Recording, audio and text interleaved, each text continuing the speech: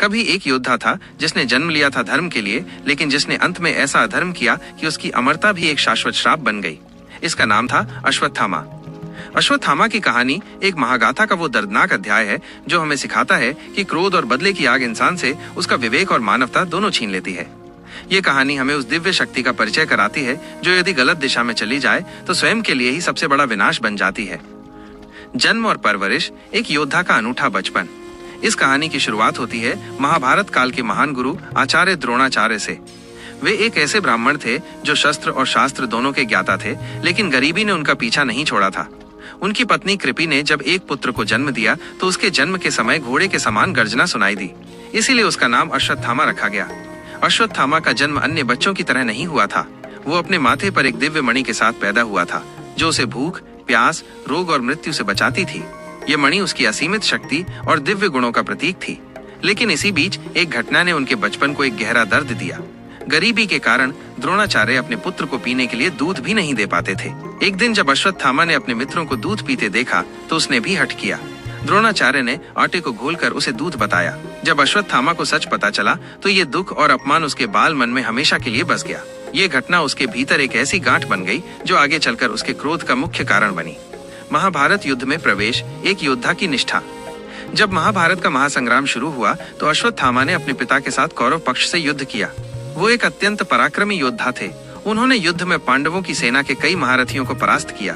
अश्वत्थामा ने हर उस शत्रु को चुनौती दी जो उनके पिता के सामने आता था, लेकिन उनके मन में एक तूफान लगातार चलता रहा जो उनके भीतर के अन्याय और अपमान की ज्वाला को शांत नहीं होने दे रहा था।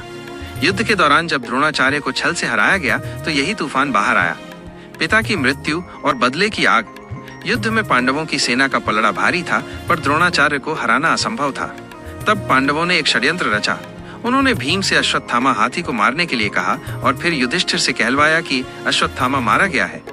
जब युधिष्ठिर ने ये कहा तो उन्होंने धीरे से हाथी शब्द जोड़ दिया, जिसे द्रोणाचार्य युद्ध के शोर में सुन नहीं पाए। इस छल से द्रोणाचार्य ने अपने शस्त्र त्याग दिए और ध्यान में बैठ गए। इसी क्षण धृष्टद्युम्न ने उनका सिर धड़ से अलग कर दिया। जब अश्वत्थामा ने यह देखा तो उसकी आंखों में आंसू नहीं बल्कि बदले की एक भयानक आग जल उठी।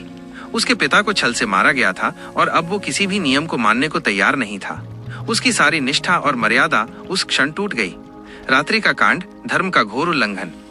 जब युद्ध समाप्त हुआ और सभी पांडव अपने शिविर में सो रहे थे तब अश्वत्थामा, कृतवर्मा और कृपाचार्य ने पांडव शिविर पर घात लगाकर हमला किया।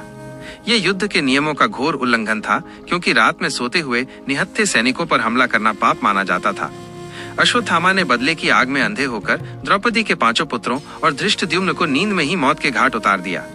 इस पाप के बाद अश्वत्थामा के लिए न कोई सम्मान रहा, न कोई शरण। वो अपने ही कर्मों के कारण मानवता से गिर चुका था। ब्रह्मास्त्र का प्रयोग और कृष्ण का श्राप। अपने इस जघन्य अपराध के बाद जब पांडवों ने अश्वत्थामा का पीछा किया तो उसने अपनी हार को भांपकर एक और भयानक पाप किया। उसने पांडव वंश को पूरी तरह समाप्त करने के लिए अपने ब्रह्मास्त्र का प्रयोग किया। ये ब्रह्मास्त्र अभिमन्यु की गर्भवती पत्नी उत्तरा के गर्भ में पल रहे परीक्षित को निशाना बनाकर चला गया। परंतु भगवान श्री कृष्ण ने अपने दिव्य सुदर्शन चक्र से उस गर्भ की रक्षा की और पांडव वंश को बचा लिया। इस अंतिम पाप के बाद अश्वत्थामा को माफ करना असंभव था। तब भगवान श्री कृष्ण ने अपने दिव्य रूप में अश्वत्थामा को श्राप दिया। उन्होंने कहा, तूने एक महान पाप किया है, इसलिए तुझे अमरता मिलेगी, लेकिन ये वरदान नहीं बल्कि एक श्राप होगा। तेरी मणि जो तुझे दिव्य शक्ति देती है वो मुझसे छीन ली जाएगी। तेरे घाव कभी नहीं भरेंगे, तू सदा दर्द में रहेगा और तू हर समय अकेले जंगलों में भटकेगा। कोई तुझे न देख पाएगा, न तुझसे बात करेगा और तू हमेशा इसी पीड़ा में जीवित रहेगा। अश्वत्थामा आज भी जीवित? कहते हैं कि अश्वत्थामा आज भी जीवित हैं, अपने घावों और पापों के बोझ के साथ धरती पर भटक रहे हैं। कई लोक कथाओं में ये वर्णन मिलता है कि दक्षिण भारत के कुछ मंदिरों में एक रहस्यमय, बदबूदार और घायल व्यक्ति कभी कभी प्रकट होता है जो कुछ नहीं बोलता। लोग मानते हैं कि वो अश्वत्थामा है। उसकी अमरता उसके लिए एक शाश्वत दंड बन गई है। अश्वत्थामा की ये कहानी हमें यही सिखाती है कि शक्ति और क्रोध का सही उपयोग ही एक योद्धा को महान बनाता है, वरना वही शक्ति और क्रोध इंसान को पाप की राह पर ले जाता है। और जब जीवन पाप और पीड़ा में बीतता है तो अमरता भी एक भयानक बोझ बन जाती है, जैसा कि अश्वत्थामा के साथ हुआ।